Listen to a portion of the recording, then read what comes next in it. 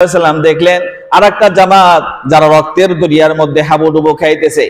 যখন সাঁতরাইয়া কিনারে আসে, এই রক্ত ঠান্ডা রক্ত না, উত্তপ্ত গরম রক্ত, শুধু রক্ত, তরল রক্ত, এর মধ্যে হাবুডুবু খাইতেছে।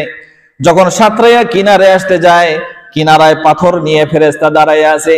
যখন নিকটে চলে আসে, পাথর মাথার উপরে এমন ভাবে আঘাত করে, পাথর দিয়ে এক আঘাতে আবার মাঝখানে চলে যায়।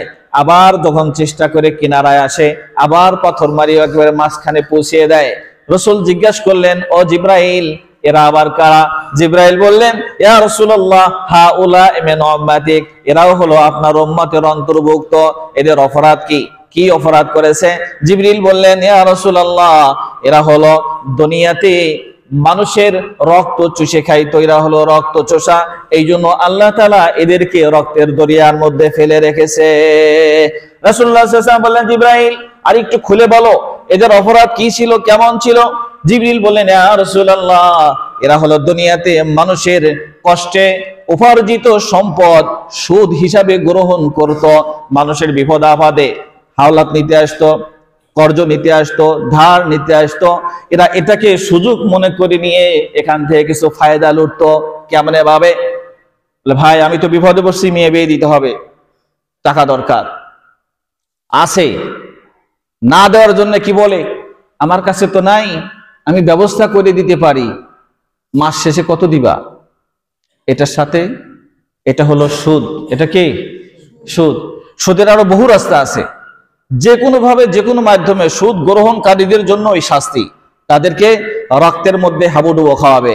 সুদ খাওয়া মানে মানুষের রক্ত চুষে খাওয়া।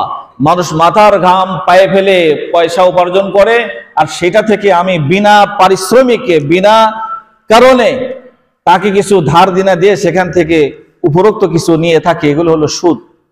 এগুলো করা যাবে না।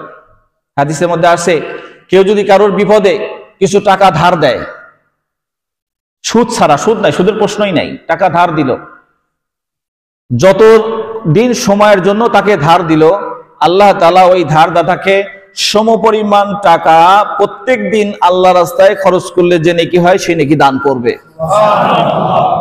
ধার দেনা উঠে গেছে, নাই, কৌশল অবলম্বন করে, বলে মাসের শেষে কত দিবা, ব্যবস্থা করে দিই, আমার নাই, অমকের আছে। এগুলো গ্রামগঞ্জে বেশি হয়। যারা সুদের টাকা গ্রহণ করে তাদের ব্যাপারে হাদিসের মধ্যে আসে, সুদের একটি টাকা গ্রহণ করার ন্যূনতম শাস্তি, পাপ হলো নিজের মায়ের সঙ্গে ৭০ বার জিনা করার সমান।